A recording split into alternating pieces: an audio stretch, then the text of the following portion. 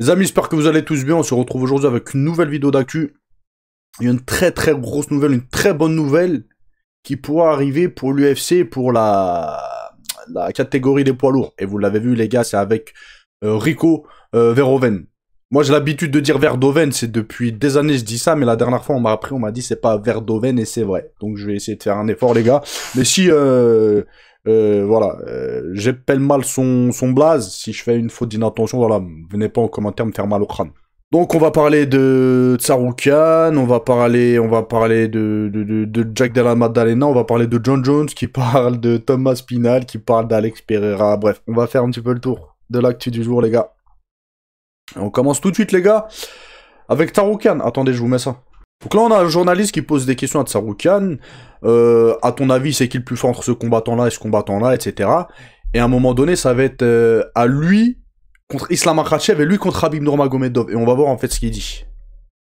Dustin Poirier versus Justin Gaethje. Poirier. Poirier versus Eddie Alvarez. Poirier. Poirier versus Michael Chandler. Poirier. Poirier versus Donald Cerrone. Poirier. Poirier versus Tony Ferguson. Poirier. Poirier versus Max Holloway. Poirier. Poirier versus BJ Penn. BJ Penn. Penn versus Edson Barbosa. BJ Penn. Penn. Penn versus Arman Tsarukyan. Arman Tsarukyan. You versus Conor McGregor. Arman Tsarukyan. You versus Charles Oliveira. Arman Tsarukyan. You versus Paddy Pimblett. For sure Arman Tsarukyan. You versus Ilya Topuria. Arman Tsarukyan. You versus Islam Makhachev. 155 or 170? Déjà là les gars, il dit en quoi, en 70 kilos ou 77 kilos? 155. Arman Tsarukyan. Il y en a beaucoup les amis qui ne le savent même pas et je le vois en commentaire. Hein. La vidéo elle est pas finie et je vous mets la suite après. Mais petite parenthèse, c'est que je vois en commentaire, on a même pas qui savent que Islam Makhachev a déjà affronté et battu Arman Tsarukyan à l'UFC. Bon, vous allez me dire, ouais, ça fait plusieurs années. Oui, c'est vrai que ça fait plusieurs années. Mais il y en a qui, vous êtes même pas au courant, les gars. Par exemple, là, je viens de recevoir un commentaire, il y a un mec qui me dit, moi, je suis pro Islam Makhachev, vous le savez. Et Tsarukyan, je le défends pas plus que ça, en fait. C'est un fighter, voilà. Je le défends parce que il me semble correct, etc. Il est très fort et tout, et il est très... En fait, je trouve qu'il subit une injustice par rapport aux gens, une partie des gens, de ceux qui suivent le MMA, qui regardent le MMA, etc. Par rapport à la situation qu'il a en tant que numéro 1, etc. Je trouve qu'il subit une injustice, et ça me plaît pas, et c'est pour ça, en fait, je prends souvent ses patins, mais à côté de ça, j'ai pas plus de trucs, voilà, c'est pas un mec que je défendrais comme je pourrais défendre d'autres fighters, d'accord? Et là, je viens tout juste de voir un commentaire où il me dit « Ouais, tu défends Arman Tsarukyan, il a fui Islam Makhachev, bah. » Vous savez que je suis pour Islam Makhachev, encore une fois. Et je vous le dis, je pense, moi, que Arman Tsarukyan n'a pas fui Islam Makhachev. La dernière fois, je pense qu'il s'est vraiment blessé. Et pourquoi je vous dis que je pense pas qu'il l'a fui? Potentiellement, après, peut-être que vous avez raison et peut-être que je me trompe. Mais ils se sont déjà affrontés, c'était un très beau combat, c'était assez serré quand même. Ça fait plusieurs années, mais ils se sont déjà rencontrés. Le mec, c'est le numéro 1. Je comprendrais pas pourquoi il aurait fui Islam Makhachev. Ça a pas de sens. Je pense il a fait l'idiot la dernière fois et il s'est blessé au niveau du dos, je sais pas, voilà. Ça arrive les blessures. Tout le monde se blesse, non? Et quand t'as un lumbago, les gars, tu bouges pas, hein. Tu peux pas bouger. Et tu peux pas aller combattre Islam Makhachev avec un mot de dos quand t'es bloqué. C'est pas possible. Donc là, l'UFC lui en veulent, machin, Dana lui en veulent. Mais est-ce que c'est la seule raison? Parce qu'on voit, hein, il a zéro buzz, le mec. Zéro buzz. Là, il combat contre Tanuker, les gars. Il a zéro buzz. Mais ça, l'UFC, ils s'en rendent compte, les gars. Il est très fort, mais il a pas de buzz. Parce qu'il est lisse, vous voyez? C'est une dinguerie.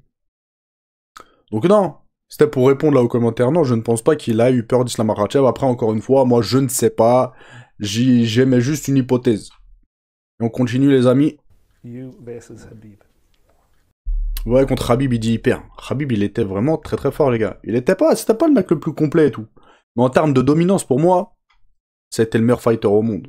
En termes de dominance, hein, c'était une dinguerie, en fait. Vraiment. Et on voit, hein, tous les fighters composés aux combattants de l'UFC, c'est qui pour toi qui a la meilleure lutte, machin. C'est Khabib, gars, la plupart du temps, c'est pas la plupart du temps, c'est 10 combattants sur, 9 combattants sur 10 vont dire c'est Khabib. Et il y en a un qui va sortir du lot, il va dire Khamzat. Mais la plupart, c'est Khabib. Il était vraiment monstrueux et terrifiant, les gars. On le voit en Grand Pound, hein, quand il t'attrapait au sol, il verrouillait une position, les gars, on entendait les impacts. Non, c'était une dinguerie. On continue, les amis, regardez. Moi, ça, je trouve... Ah, de toute façon, vous commencez à me connaître, et souvent, les gars, je prends la parole par rapport à ça, j'aime pas, encore une fois, les trucs injustes, et pour moi, ça, c'est une injustice. Tu es dans la plus grosse organisation au monde de MMA, ils brassent des centaines de millions, je suppose, peut-être même plus, hein, ça peut se compter en milliards, mais je ne sais pas, je suis pas comptable, moi, je suis pas, voilà. Mais potentiellement, hein, voilà. Et t'as des mecs qui sont à l'UFC, qui gagnent des fights, et quelques jours après, ils retournent au chantier. Est-ce que vous trouvez ça normal, les gars? Donc après, son énorme victoire à l'UFC 322, samedi dernier, Eighteen Ewing était de retour au chantier aujourd'hui.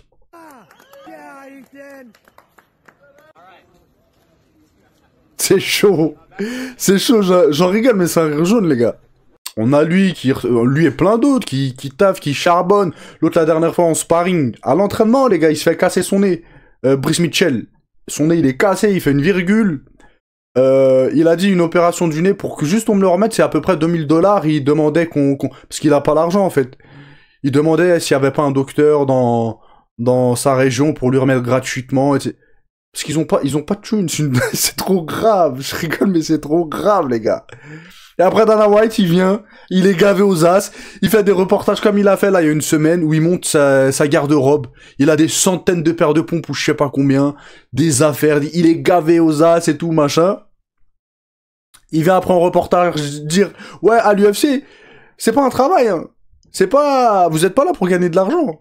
Vous devez vous servir de l'UFC pour gagner de l'argent autre part. C'est quoi ça? C'est trop grave, les gars. On continue, les amis, avec Yann Gary et Bilal Mohamed. Bon, vous le savez, ils vont s'affronter. Donc là, on voit, hein, Yann Gary, il a ramené son fils, interviewé Bilal Mohamed. Mais on voit que, les gars, ça change de, voilà, toujours la confrontation, toujours les embrouilles, toujours la bagarre, toujours machin, nanana. Là, ils vont s'affronter, mais regardez. En mode détente, en mode tranquille, et ça change un peu, ça casse les codes de l'UFC. Et je pense que les gens doivent aussi apprécier de voir des images comme ça. Parce que la bagarre c'est bien, mais c'est d'être tendre. Voilà, de temps en temps, voilà, ça fait pas de mal. Donc on regarde. How are you feeling for this weekend? Big fight. Big fight. Appreciate you, man. You're the best interviewer I've had so far. Say, do you want to cause violence? A lot of violence. Do you want to see him wrestle or do you want to see him outstrike? Bang. He wants to So you say, hello? Can you win on the feet? We can. Oh, there you go. Say thank you so much. Thank you so much. Thank you more. Follow me on Facebook. Quand j'ai vu ça, je me suis dit, ah, j'ai bien aimé. Voilà, j'ai bien aimé. Après, je sais, hein, parmi vous, il y en a, c'est que la bagarre, que la violence. Il faut montrer que, voilà, dans le MMA, on a les gros bras, on est méchant, on est... Calmez-vous, les gars, calmez-vous. On continue, les gars, avec Jack Della Maddalena. Il s'exprime pour la première fois depuis sa défaite contre Islam Makhachev. Et il a dit, Islam est un gros fighter et méritait de gagner. J'en tirerai des leçons et j'irai de l'avant. Voilà, c'est concis, et voilà. De toute façon, qu'est-ce que vous voulez qu'il dise de plus? Il a fait une prestation... Ouais, c'est chaud un petit peu. Hein. C'est chaud. En fait, c'est surtout les gens beaucoup de gens reviennent sur le fait qu'il a failli pleurer. Ça, je pense que ça a choqué beaucoup de personnes. Je me suis pas trop étalé sur ça, j'en ai pas trop parlé. Voilà. Mais c'est vrai que c'est un truc de ouf, un petit peu. On continue, les amis, avec John Jones. Là, il vient de faire une interview et il explique pourquoi il a refusé d'affronter Thomas Spinal pour Thomas Spinal, waouh. Pour $30 millions. Mais les gars, vas-y, on va pas s'attarder trop longtemps sur John Jones et tout. Mais c'est chelou parce que c'est lui qui a demandé 30 millions à l'UFC. Il a demandé 30 millions, l'UFC, ils ont dit d'accord. 30 millions, les gars. Du jamais vu, hein. À l'UFC, c'est du jamais vu, les gars. Pour affronter Thomas Spinal. Il a dit ça, il s'est peut-être dit, ouais, que l'UFC allait refuser. Ils ont accepté. Et là, il explique pourquoi il a refusé, en fait. Il a dit quoi? C'est une question, en gros, de palmarès. Par rapport à son palmarès, etc. Alex Pereira apporte tellement plus qu'à Spinal. Et pour ça, en disant, j'en suis arrivé à un point dans ma carrière où j'ai beaucoup plus à perdre qu'à gagner. Encore une fois, moi, les gars, je suis absolument pas d'accord avec ce genre de sortie. Parce que c'est lui qui a décidé de changer de catégorie, de partir des 93 kilos pour monter chez les poids lourds. Tu montes chez les poids lourds, tu fais un combat, tu deviens champion. Après, tu peux pas dire, ouais, non, lui, je ne l'affronte pas pour ma carrière et tout. Bah, frère, si tu décides de changer de catégorie et t'es champion, tu dois assumer, en fait. Personne t'a forcé. Sinon, tu montes pas chez les poids lourds. C'est tout. Mais là, si tu montes chez les poids lourds, t'es obligé d'assumer jusqu'à la fin. Donc, ce genre de discours, moi, ça a du mal, les gars. Ça a vraiment du mal. Et on continue, les amis, avec une très, très grosse info qui vient de tomber. Il y a Rico Verhoeven a décidé d'abandonner sa ceinture, en fait, après 12 ans en étant champion. C'est ça, 12 ans. Ouais, 12 ans. Donc après plus de 12 ans, 15 victoires en championnat du monde et d'innombrables soirées inoubliables, j'ai décidé de laisser vacant mon titre de champion du monde poids lourd au Glory. Donc voilà, il fait des remerciements, etc. Donc il se casse du Glory. Mais les gars, il y en a beaucoup là qui se posent la question, qu'est-ce qu'il va faire? Est-ce qu'il va prendre sa retraite? Est-ce qu'il va se mettre au MMA? Est-ce qu'il va aller en boxe anglaise, etc. Et vous allez voir qu'on a eu plus d'infos là. Il y a quelques heures, elles viennent de sortir. Ok? On le sait qu'il a commencé le MMA, qu'il faisait du MMA. Il a fait son premier combat de MMA en 2015, je crois, et il a gagné au premier round par KO ou TKO, très rapidement. Donc on le sait que le MMA, c'est quelque chose qui l'attire. Et là, ces derniers temps, les gars, je vais vous montrer des vidéos où on le voit s'entraîner. On le voit aussi faire le sparring partner de Thomas Spinal. Et ça, les gars, je pense que c'est assez important. Je vais vous dire pourquoi après dans la vidéo. Donc là, quand Thomas Spinal s'entraînait, faisait sa prépa en fait pour affronter Cyril Gane, il apprend par une partner Rico, ok? Et on peut voir un Rico s'entraîner.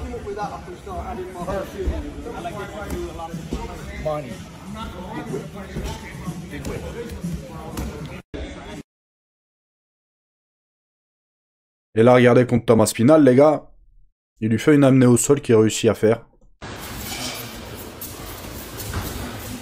Donc déjà, on voit physiquement, bah, on sait, Rico, il est balèze, mais regardez, contre Thomas Spinal, il est vraiment balèze, Rico. Il est très athlétique, etc.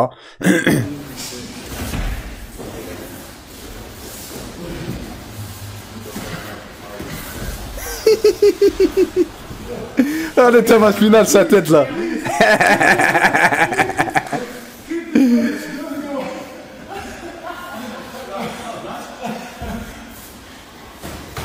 Donc là, les gars, le fait qu'il s'entraîne avec Thomas Spinal, peut-être qu'il a vu qu'il avait le niveau pour pouvoir conquérir en MMA, parce que Thomas Spinal, là, actuellement, c'était le champion quand il s'entraînait avec.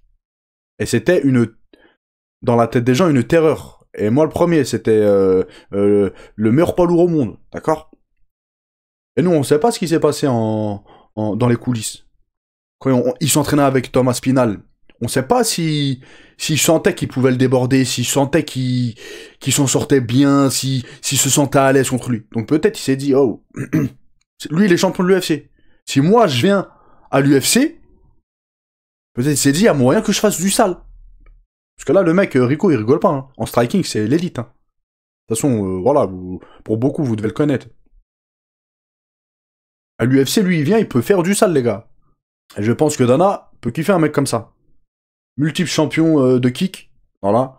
Par rapport à ce qu'il représente, voilà, j'en dirai pas plus, mais par rapport à ce qu'il représente, etc. C'est tout ce que Dana White kiffe. Donc potentiellement, il peut lui dérouler le tapis rouge, lui faire comme un petit peu Alex Pereira. Sauf que la catégorie des poids lourds, elle est encore plus... Comment dire? Je pense que la catégorie des poids lourds, c'est la plus facile pour réussir à l'UFC. C'est la plus simple, en fait. Donc je pense que Rico, oui, il pourrait potentiellement faire du sale s'il devait intégrer les poids lourds de l'UFC. Et vous allez voir, les amis, que la nouvelle vient de tomber. Selon Ariel Helwani, attendez, je vous change de truc. Ils sont en négociation. L'UFC, Dana White et Rico, ils sont en négociation pour justement que Rico signe à l'UFC. C'est une dinguerie ou pas? Donc l'agent libre Rico Verhoeven est en pourparlers avec l'UFC ainsi qu'avec plusieurs autres organisations, selon Ariel Helwani. Il n'a pas encore décidé de la suite à donner à sa carrière après avoir abandonné le titre des champions des poids lourds du Glory, etc. Mais les gars, peut-être il y a le PFL, peut-être il y a l'UFC, etc. Mais Rico, il est pas bête. Là, peut-être le PFL, ils vont lui proposer une plus grosse somme que l'UFC. Tu viens chez nous, on va t'inquiète.